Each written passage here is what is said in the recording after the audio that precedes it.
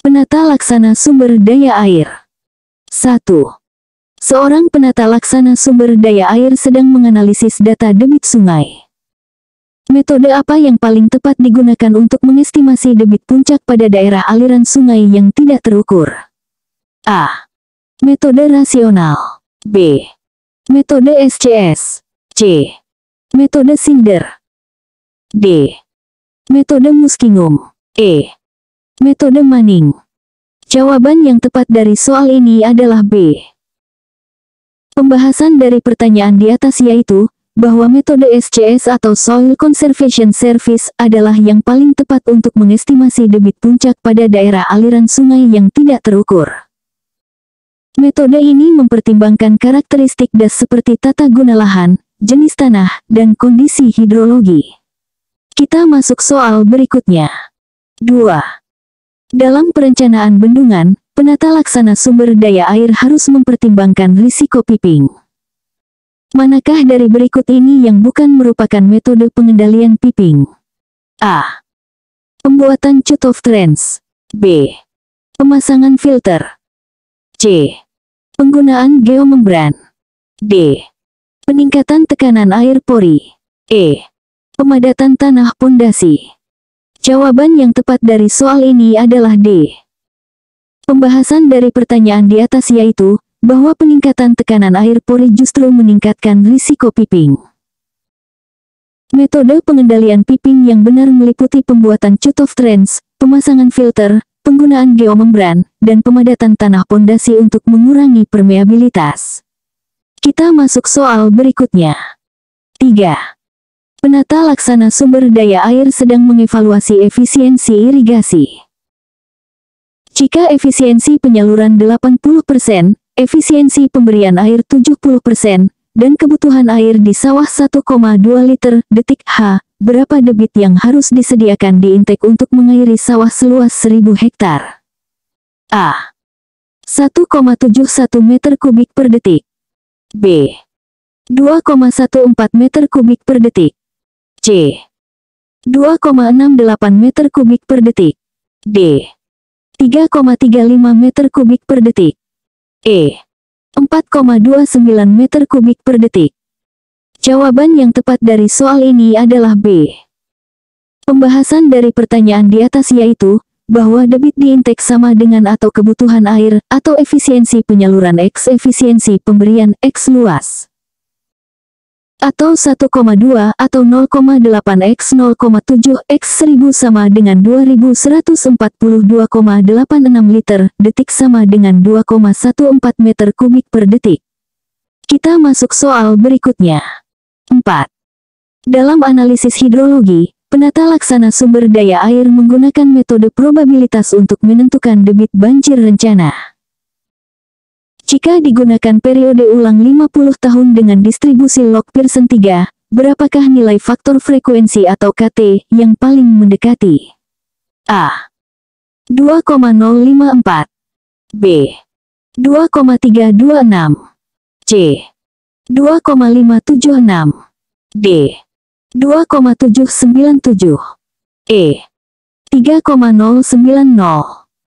Jawaban yang tepat dari soal ini adalah C. Pembahasan dari pertanyaan di atas yaitu, bahwa untuk distribusi log Pearson 3 dengan periode ulang 50 tahun, nilai faktor frekuensi atau KT yang paling mendekati adalah 2,576. Nilai ini digunakan dalam perhitungan debit banjir rencana dengan rumus XT sama dengan X plus atau KTXS di mana XT adalah debit banjir rencana. Kita masuk soal berikutnya. 5. Seorang penata laksana sumber daya air menemukan bahwa sebuah sumur artesis memiliki tinggi tekan 5 meter di atas permukaan tanah. Jika kedalaman akuifer tertekan adalah 100 meter dari permukaan tanah, berapakah gradien hidrolik pada titik tersebut? A. 0,05. B. 0,10. C. 0,15. D. 0,20. E. 0,25. Jawaban yang tepat dari soal ini adalah A. Pembahasan dari pertanyaan di atas yaitu, bahwa gradien hidrolik sama dengan atau tinggi tekan total, elevasi dasar akuifer, jarak. Atau 5 plus 100, 100 sama dengan 105 per 100 sama dengan 0,05. Kita masuk soal berikutnya. 6. Dalam perencanaan saluran irigasi, penata laksana sumber daya air harus menentukan kecepatan aliran yang tepat. Manakah dari berikut ini yang merupakan konsekuensi dari kecepatan aliran yang terlalu tinggi? A. Sedimentasi berlebih. B. Pertumbuhan tanaman air. C. Penurunan efisiensi irigasi. D. Erosi saluran. E. Peningkatan kebutuhan air. Jawaban yang tepat dari soal ini adalah D. Pembahasan dari pertanyaan di atas yaitu, bahwa kecepatan aliran yang terlalu tinggi dapat menyebabkan erosi saluran. Hal ini dapat mengakibatkan kerusakan struktur saluran, meningkatkan biaya pemeliharaan, dan mengurangi efektivitas sistem irigasi secara keseluruhan. Kita masuk soal berikutnya. 7. Penata laksana sumber daya air sedang mengevaluasi kualitas air sungai. Jika konsentrasi BOD5 adalah 30 mg per liter dan COT adalah 75 mg per liter, berapakah rasio BOD5 COT? A. 0,2. B. 0,3. C. 0,4. D. 0,5.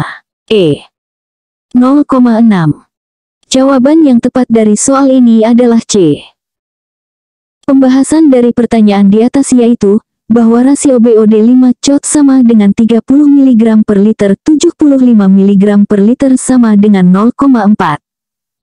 Rasio ini menunjukkan tingkat biodegradabilitas air limbah. Nilai 0,4 mengindikasikan bahwa air tersebut memiliki tingkat biodegradabilitas sedang dan mungkin memerlukan pengolahan biologis. Kita masuk soal berikutnya. 8. Dalam perencanaan embung, penata laksana sumber daya air harus mempertimbangkan kehilangan air akibat evaporasi. Jika luas permukaan embung 10 hektar dan tingkat evaporasi rata-rata 5 mm hari, berapa volume air yang hilang dalam 1 bulan atau 30 hari? A. 15.000 meter kubik. B. 18.000 meter kubik. C. 20.000 meter kubik. D. 25.000 meter kubik. E. 30.000 meter kubik. Jawaban yang tepat dari soal ini adalah A. Pembahasan dari pertanyaan di atas yaitu, bahwa volume air yang hilang sama dengan luas permukaan X tingkat evaporasi X jumlah hari. 100.000 meter persegi X 0,005 meter, hari X 30 hari sama dengan 15.000 meter kubik. Kita masuk soal berikutnya. 9. Seorang penata laksana sumber daya air sedang mengevaluasi efektivitas pengolahan air limbah. Jika influen memiliki konsentrasi TSS 250 mg per liter dan efluen memiliki konsentrasi TSS 25 mg per liter, berapakah efisiensi removal TSS? A. 80%. B. 85%. C. 90%. D. 95%. E. 99%. Jawaban yang tepat dari soal ini adalah C. Pembahasan dari pertanyaan di atas yaitu, bahwa efisiensi removal sama dengan atau konsentrasi influen, konsentrasi efluen X 100%. Atau 250 sampai 25, 250 X 100% sama dengan 90%. Kita masuk soal berikutnya. 10. Dalam analisis hidrologi, penata laksana sumber daya air menggunakan metode SEKS-CN untuk menghitung aliran permukaan. Jika curah hujan 100 mm dan nilai CN 80, berapakah perkiraan aliran permukaan? A. 45 mm. B. 55 mm. C. 65 mm. D. 75 mm. E. 85 mm. Jawaban yang tepat dari soal ini adalah B. Pembahasan dari pertanyaan di atas yaitu, bahwa menggunakan metode SEKSCN. S sama dengan atau 25.400 CN, 254 sama dengan atau 25.400 per 80, 254 sama dengan 63,5 mm. Ia sama dengan 0,2 S sama dengan 12,7 mm. Q sama dengan atau P, ia tanda kuadrat, atau P, ia plus S sama dengan atau 112,7 tanda kuadrat, atau 112,7 plus 63,5, 55 mm. Kita masuk soal berikutnya.